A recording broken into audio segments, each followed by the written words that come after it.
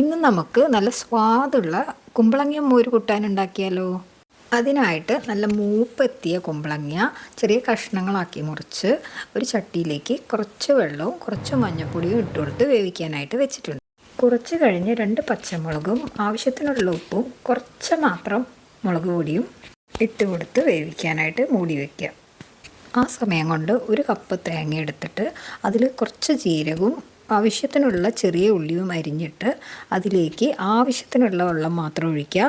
തൈര് ഒഴിക്കാനുള്ളത് കൊണ്ട് കുറച്ച് വെള്ളം ഒഴിച്ചാൽ മതിയാവും. നല്ലോണം അരച്ച തേങ്ങയിലേക്ക് നല്ല പുളിയുള്ള കട്ട തൈര് ഒഴിച്ച് ഒന്നുകൂടി അരയ്ക്കുക.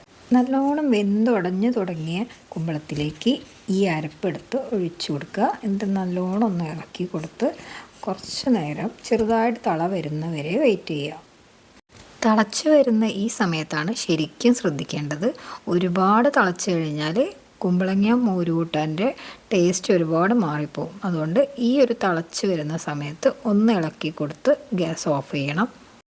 കുമ്പളങ്ങ മോര് കറി വെജിറ്റേറിയൻസിനും അതുപോലെ തന്നെ എരിവ് അധികം പറ്റാത്ത, മുളക് പൊടി അധികം ഉപയോഗിക്കാൻ പറ്റാത്തവർക്കും നല്ലൊരു കറിയാണ്.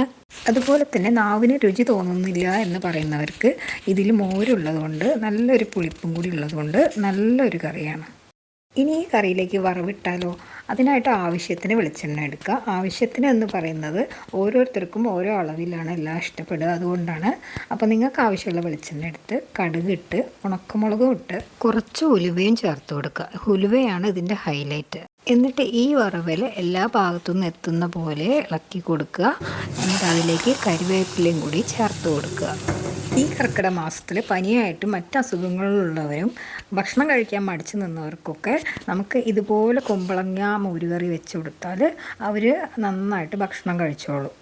അതുപോലെ തന്നെ എരിവ് കുറവായതുകൊണ്ട് കുട്ടികൾക്കും ഇതുപോലെ നല്ലോണം കുഴച്ച് കൊടുക്കുകയാണെങ്കിൽ അവർക്കും ഇത് ഒരുപാട് ഇഷ്ടപ്പെടും. നിങ്ങൾക്ക് എൻ്റെ വീഡിയോ ഇഷ്ടമായിട്ടുണ്ടെങ്കിൽ ലൈക്ക് ചെയ്യുക, സബ്സ്ക്രൈബ് ചെയ്യുക, ബെൽ ബട്ടൺ പ്രസ് ചെയ്യുക. എന്നാൽ നിങ്ങൾക്ക് ഇനിയും ഞാൻ ഇടുന്ന വീഡിയോസൊക്കെ കാണാൻ പറ്റും. Okay, thank you for watching my video.